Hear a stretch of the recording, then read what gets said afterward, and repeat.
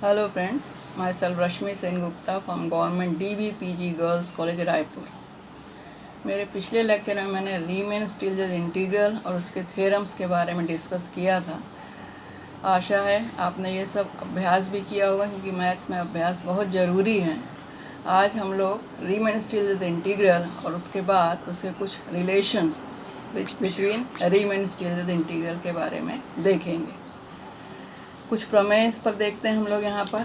First of all, let f belongs to the Riemann Stieltjes integral over alpha on AB and f is in between small m and capital M. ये lower bound हो गया या upper bound. Again, if phi is continuous on the given interval m and capital M and gx another function, it is defined as phi of gx on the given interval AB, where small m and capital M are the lower and upper bounds of the given interval AB.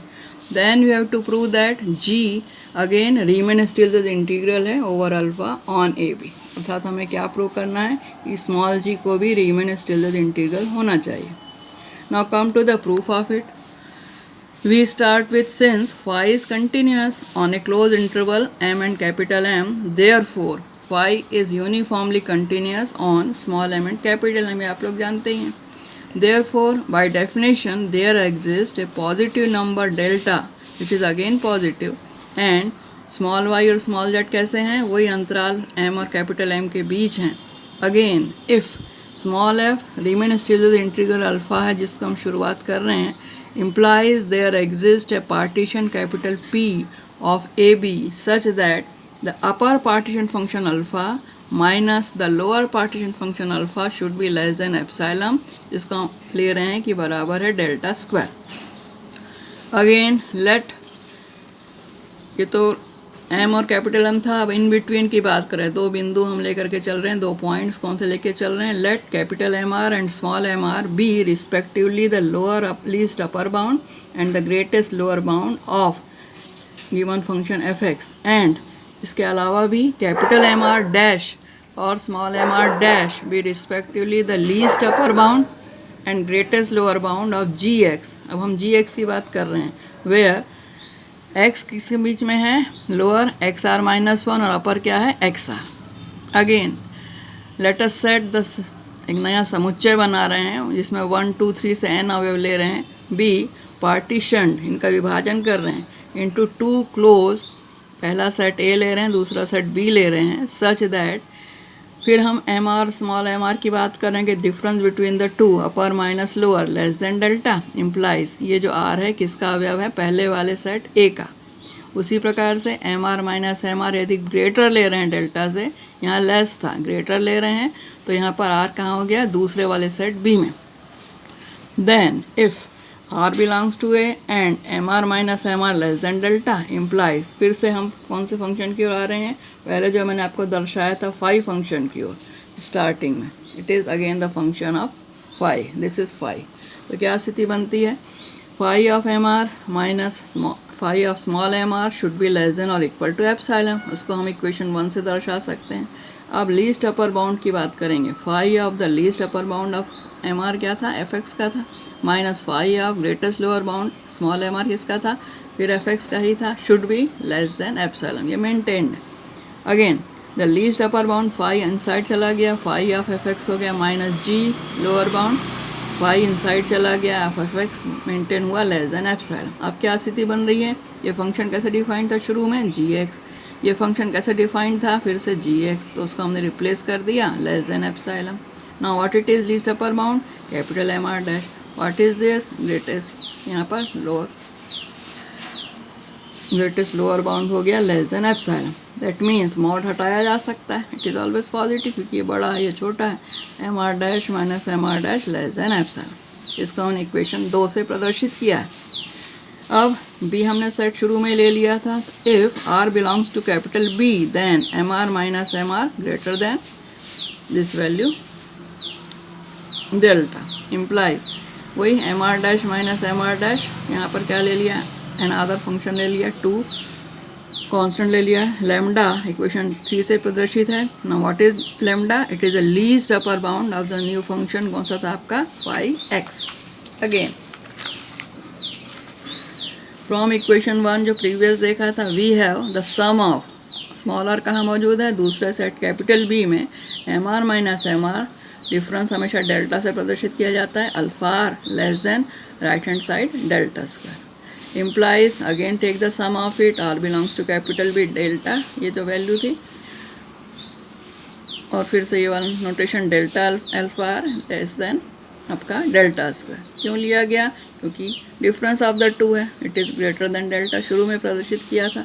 Implies the summation delta alpha r, summation किसके ऊपर मौजूद है, are belongs to B पर लिया गया है, less than the value delta, equation 4। Therefore upper partition function की बात करें, यदि it is equal to lower partition, f का प्रतिस्थापन किससे किया गया, जी से किया गया, अल्फा, ध्यान देंगे पार्टीशन भी है, जी भी है, अल्फा भी है। It is summation of M are dash minus small m are dash. अब यहाँ पर आर किसका अवयव ले रहे हैं हम, पहले वाले सेट कैपिटल ए का, डेल्टा तो maintain alpha r plus summation, अब हम आर को दूसरे का अवयव ले रहे हैं बी का, फिर से M are dash minus small m are dash delta of alpha r. What it should be, प्रतिस्थापन जो पिछले इक्वेशंस लिए उसका उपयोग करते चलते हैं हम यहाँ पर, epsilon summation are belongs to A, ये जो वैल्यू थी एप्सिलॉन लिख दी, इसको वैल्यू हमने अभी शुरू में 2 डेल्टा लिखा था, उसी को लिखा है, summation are belongs to B this from the previous 2 and 3 equation. इसी को हमने सॉल्व किया है, एप्सिलॉन मेंटेन्ड है, अल्फा बी माइनस अल्फा है, यहाँ से आ रहा है, इसकी वैल्यू शुरू से चली आ रही है 2 डेल्टा, और इसका मैंने वैल्यू रख दी है डेल्टा, कहाँ से, इक्वेशन दिस 4 से। अगेन वी सिंप्लीफाइड, क्योंकि डेल्टा आर्बिट्री है, हम उसको लेस देन एप्सिलॉन ले सकते हैं, तो value comes out to B this, ठीक।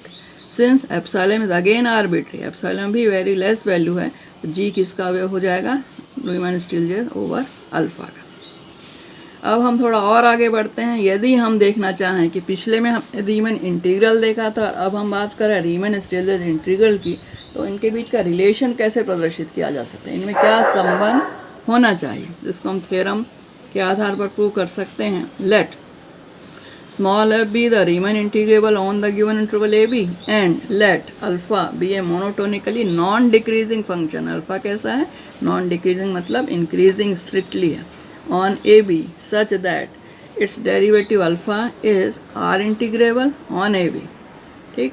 डेरिवेटिव अल्फा जो है रीमन समाकलनीय है, देन हमें इस थ्योरम में दर्शाना है, प्रूव दैट कि स्मॉल एफ को भी Riemann Stieltjes integral over alpha on A B होना चाहिए, फर्स्ट पार्ट। और सेकंड पार्ट में क्या प्रदर्शित करना है, integration A to B F D alpha it is equal to A to B F x.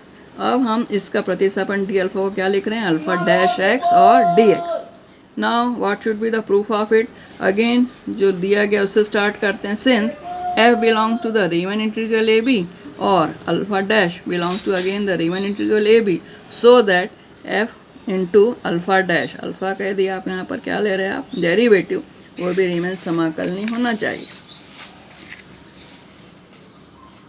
Again to start with, यदि small F Riemann integral over A B है और F is bounded भी है on A B, therefore for some constant capital M ले रहे हैं, M कैसा है, positive, we have mod of f less than equal to m, let it be equation 1।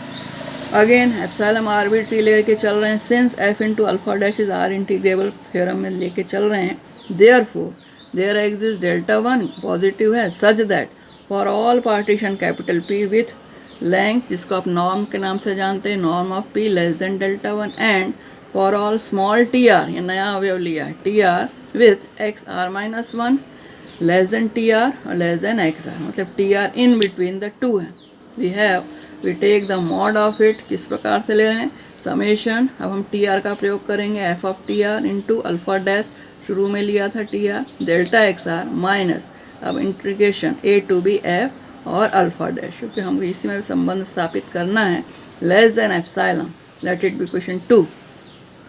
फिर थ्योरम के स्टेटमेंट की ओर लौटते हैं, again since alpha dash is R integrable, there exist delta 1 के अलावा एक नया अवयव लिया डेल्टा 2, वो भी पॉजिटिव है, such that for all partition P with the non P less than delta 2 and T R जो हम नया लिए हैं, किसका अवयव है, एक्स आर माइनस 1 और x r, we take the mod of it, summation of it, alpha dash T R delta x are minus integration A to b alpha dash less than epsilon. इसको मैंने equation 3 से प्रदर्शित किया है, जहाँ small T are very कर रहा है, विचलित हो रहा है।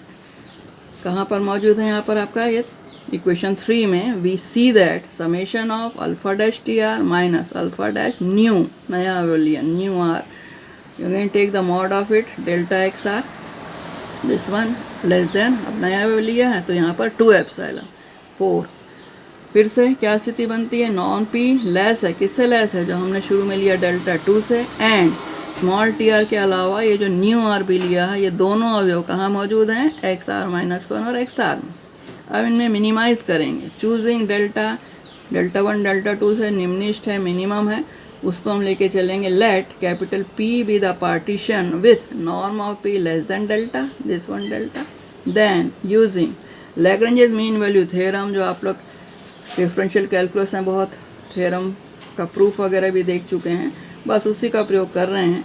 Late nu r belongs to x are minus 1 x r such that, nu के बारे में हम शुरू में डिस्कस कर चुके हैं यहाँ पे।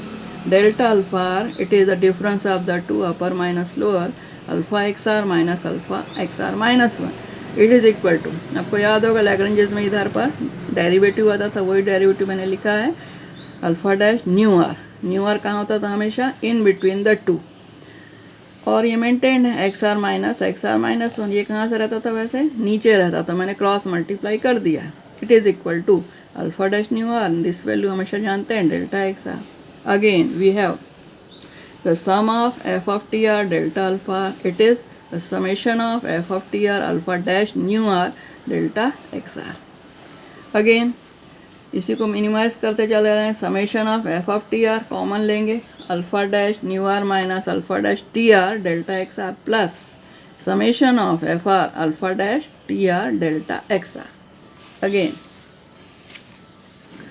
Hence summation of F of T R delta alpha minus, अब इंटीग्रेशन की वाली बात, क्योंकि रीमन समाकलनी है, A to B F of alpha dash it is equal to, simplify करते चलते हैं, मॉड ऑफ इट, यहाँ से यहाँ तक मॉड्यूलस है, तो summation of F of T R common term है alpha dash nu are minus alpha dash T R delta x are plus again sum of F of T R alpha dash T R delta x are minus the integration A to B F alpha dash, which is, जैसे हम बाहर लेते तो less maintain हो जाएगा, तो less than summation of F of T R alpha dash nu are minus alpha dash T R delta x are plus, फिर mod ले रहे हैं हम, summation f of T R alpha dash T R delta x are minus integration A to B F of alpha dash. Mod यहाँ complete हुआ, less than फिर take पिछली वाली वैल्यू 1 2 और 3 के लेके चलेंगे, अपर बाउंड था तो m into 2 epsilon plus epsilon, taking common 2m plus 1 epsilon. अब लिमिटिंग केस में यदि लेते हैं तो नॉर्म हमेशा टेंड्स टू 0 चलेगी, it is equal to summation of F of T R delta alpha it is equal to integration A to B F alpha dash, equation 5। Since integration A to b alpha dash exist कर रहा है, implies the limiting case में summation f t are delta x r exist, it follows that we take the integration के लिए आप यहाँ पर summation चिन्ह का प्रयोग कर सकते हो, norm P tends to 0 f of T R delta alpha it is equal to integration between the same limits a to B F D alpha, that it be equation 6। 5 और 6 से हम क्या दर्शा सकते हैं, निष्कर्ष निकाल सकते हैं कि yes a to B F D alpha it is equal to A to B F x alpha dash x and d x, yes ये भी रिलेशन हो गया इनका, रीमन और रीमन स्टिल्जेस का। एक एग्जाम्पल से, सिंपल से एग्जाम्पल से इसको देखने की कोशिश करते हैं। लेट एफ एक्स कोई फंक्शन है एक्स, अल्फा एक्स कोई फंक्शन है एक्स स्क्वायर। पहले पार्ट ने पूछ रहा है क्या F D alpha between 0 1 exist करता है, और दूसरे पोर्शन में पूछ रहा है कि हाँ यदि विद्यमान है तो उसका मान ज्ञात करिए। कंडीशन आप लोग शुरू से ही जानते थे, पहला पार्ट में रीमन के लिए एफ को सतत होना चाहिए, दूसरे पार्ट में अल्फा को मोनोटोनिकली इंक्रीजिंग हो चाहिए, आप देख चुके हैं। Therefore yes 0 to 1 f D alpha exist. Again here we see second part में कंसीडर द पार्टीशन, 0 और 1 को हम विभाजित करते चलते हैं, 1/n 2/n r/n and n/n it is exactly 1। Let us T R arbitrary r/n in the given partition r-1/n और r/n इसके ठीक पहले वाला बिंदु, आर हमेशा 1 से लेकर के n पर कंप्लीट हो रहा है। ये स्टिल्स की परिभाषा लगा रहे हैं, समेशन ये जो मान था r/n, और ये जो दोनों क्वेश्चन में दिए गए आपको दोनों मान x² ये सब दिया गया है, उसको हमने लेकर के चल रहे हैं। x² के कारण ये क्या हो जाएगा r²/n², x² के कारण ये क्या हो जाएगा r-1² n कॉमन ले लिया, क्यूब हो गया, ये भी सिंप्लीफाई करके एलसीएम लेके 2r² - r। दैट मीन्स यहाँ की स्थिति क्या बन रही है, 2 बाहर आ गया, n³ समेशन r² माइनस ये क्या स्थिति बन रही है समेशन r। इसका जो अरिथमेटिक सम है वो सभी जानते हैं, फार्मूला छोटी क्लास से पढ़ते आ रहे हैं, r², it is always this value, summation r की वैल्यू हमेशा अरिथमेटिक सम ये होता है, उसी मान को मैंने रखा है, इसको सिंप्लीफाई किया, now it comes out to be 1/6, ये यहाँ से चला आ रहा है, और दिस वैल्यू पर क्योंकि वो बोल रहा है रीमन स्टिल्जेस की बात, तो यहाँ पर हमको लिमिट लेनी पड़ेगी SB अल्फ़ा। तो यहाँ पर राइट हैंड की जब लिमिट लेते हैं दिस वैल्यू की तो n, तो हमेशा यहाँ पर टेंड्स टू इन्फिनिटी, ये 0 नीचे होने के कारण ये दोनों 0 हो रहे हैं, तो 4/6 the total value comes out to be 2/3। मैंने जो PDF एक और अपलोड किया है आप लोगों के लिए फ्रेंड्स, उसको आप लोग ज़रूर देखिए, उसको अभ्यास करिए, कि बिना अभ्यास के मैथमेटिक्स में बहुत ही मुश्किल है सफलता पाना। I hope these 2 lectures and 1 PDF will be of great help to you. Thank you.